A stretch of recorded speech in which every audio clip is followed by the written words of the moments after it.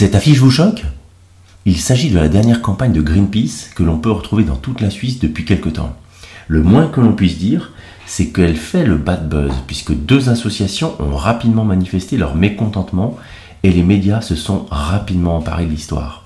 Alors c'était quoi le but de la campagne? L'association nous explique que nous consommons trop, que la quantité de déchets augmente. Il est donc impératif de faire quelque chose, ce qui passerait par le fait d'utiliser les objets plus longtemps, avec un credo: partager, échanger, réparer et réutiliser. D'où le concept fort de la campagne sur la notion de vieillesse. En se baladant sur le site internet de Greenpeace, on peut y lire les résultats d'une étude conduite par des professionnels qui démontrent que si nous utilisons plus longtemps nos objets du quotidien, par exemple des smartphones, machines à laver, des meubles, etc., alors nous pourrions économiser une quantité énorme de CO2.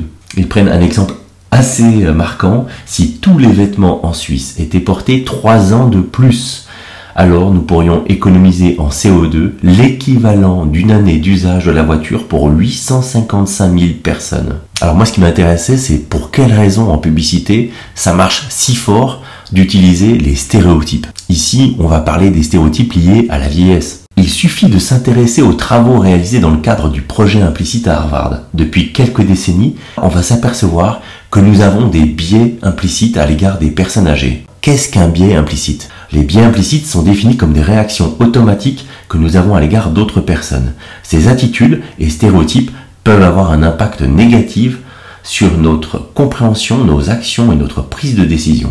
Alors, les vieux, mal aimés ou pas? Le test d'association implicite, utilisé dans le cadre de ce projet, souligne par exemple que nous avons une préférence automatique pour les jeunes par rapport aux personnes âgées. Consciemment, nous n'oserions jamais avouer en public notre préférence pour les jeunes au détriment des vieux. Or, depuis quelques décennies, de nombreux travaux démontrent que nous avons des réactions automatiques à l'égard de cette catégorie de personnes. Prenons un exemple tout bête. Vous arrivez dans une banque, vous souhaitez retirer de l'argent, vous êtes pressé, pas de bol, vous voyez une personne âgée juste avant vous dans la queue. Quelles sont vos premières pensées? Ah non, purée, ça va durer longtemps.